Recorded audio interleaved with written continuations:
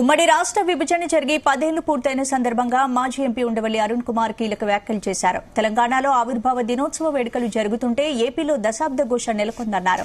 Polavaram project పరిస్థితి అగమ్య గోచరంగా మారిందన్న ఉండవల్లి అరుణ్ కుమార్ తెలంగాణలో ఉన్న ఏపీ ఆస్తుల విలువకు సంబంధించిన బకాయిలు రాలేదని తెలిపారు. జూన్ 4 తర్వాత ఏపీలో ఏర్పడనున్న కొత్త ప్రభుత్వం విభజన సమస్యలపై పోరాడాలన్నారు. అయితే గత 10 ఏళ్లలో 2 ప్రభుత్వాల పనితీరు చూసిన తర్వాత ఏపీలో ఏ పార్టీ అధికారంలోకి వచ్చినా ఒక్కటే అనిపిస్తోందని ఉండవల్లి వ్యాఖ్యానించారు. 10 సంవత్సరాల్లో ఆంధ్రప్రదేశ్ రాష్ట్రాన్ని వాళ్ళేమో అక్కడ ఆవిర్భావ దినోత్సవం చేసుకుంటున్నారు. మన పరిస్థితి ఇక్కడ ఏంటిది?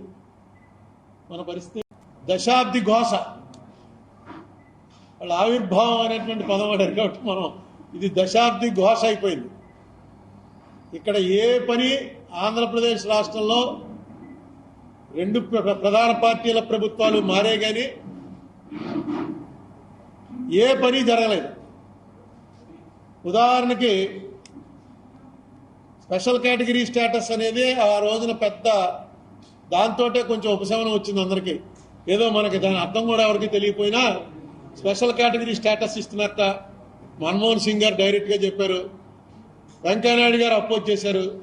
అంటే అర్థం ఏంటంటే కాంగ్రెస్ కాకుండా బీజేపీ రూలింగ్కి వచ్చినా 10 ఏళ్ళు ఇవ్వాలి కానీ 5 ఏళ్ళు ఏంటంటే ఆయన గొడవ చేశాడు. మీకు అందరికి గుర్తుండే ఉంటుంది. 10 ఏళ్ళు ఇవ్వాలి 5 ఏళ్ళు ఏంటంటే 5 ఏళ్ళు ఎందుకు సరిపోతుందని గ్యారంటీగా స్పెషల్ కేటగిరీ స్టేటస్ ఏదో వస్తుందట అని అనుకున్నాం. సరే దాన్ని తీసి పక్కన పెట్టారు.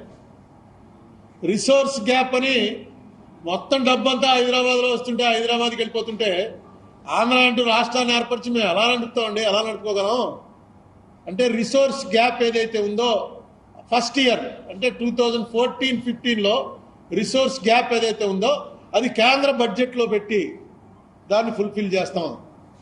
అది యాక్ట్లోనే పెట్టారు.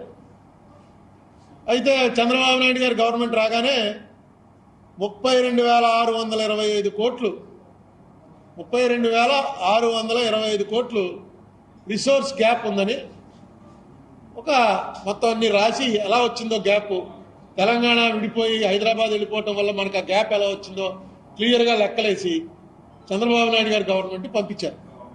పంపిస్తే ఇప్పటి వరకు ఆ డబ్బులు ఫస్ట్ ఇయర్ ఇవ్వాల్సిన డబ్బుల్లో మనకి ఇప్పటి వరకు అందింది 5,617 కోట్లు.